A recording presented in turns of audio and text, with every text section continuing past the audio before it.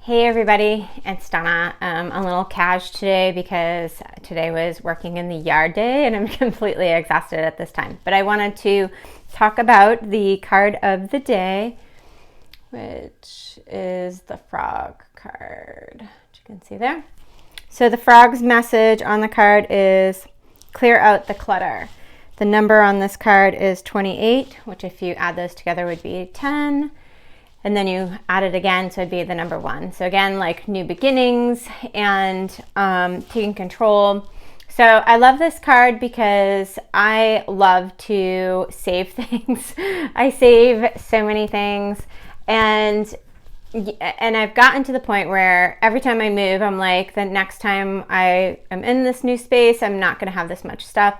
So I'm taking this very serious this time because we have the time with this quarantine with the coronavirus, and this is a good message for any time in the year, but it's also a great message for right now. So using your time very clearly. It's also about what I thought was really amazing is this card coming up today during this time was about clearing your schedule. And this coronavirus, for me, I think this whole idea, we've been talking in the spiritual community for years about 2020 and there's a big change and it's going to make us rethink of how we're doing things for everyone and globally. And so I think this is really interesting that this is how it's showing up. But I think it's a Control-Alt-Delete for everyone to just say, what am I spending my time on? What can I be doing better? What ways can I make myself safer? And what ways you just have to say, there's no security really, and have a plan B of how you're going to deal with the idea of not really having a security.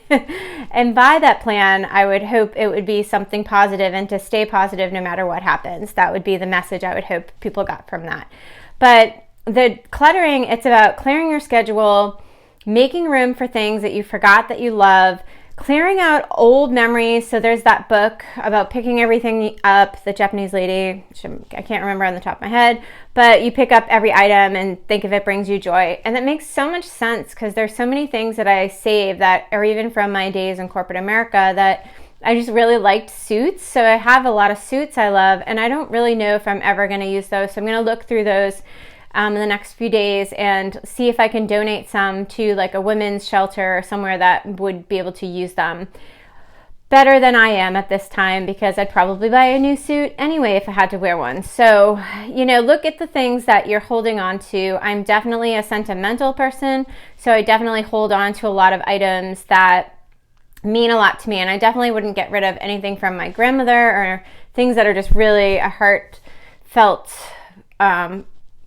something that I would be devastated if I didn't have, just because it reminds me of happy memories. But there's a lot of stuff I have that I don't really need, and I might feel guilty owning it still because someone gave it to me, or so there's a lot of stuff. So I'm gonna really take a hard look and go room by room. That's not what the Japanese lady tells you to do, but I'm gonna do that because that's gonna keep me not getting overwhelmed with all the things that I probably need to get rid of. So hopefully you take this, and this is also about relationships. Look at relationships, all friendships, anyone in your life that's draining you too much, that's being a good cheerleader for you. Just look at the people who are clapping for you, because that's a really important one. That's an important one for me. And if I hold back telling good news to someone, that's always an inkling for me that this isn't going to be a long-lived friendship or a lot of time I'm gonna be placing in this, because I can't tell my wins to this person. So just pay attention to the energy you're getting from people, who's draining you, who's adding, who's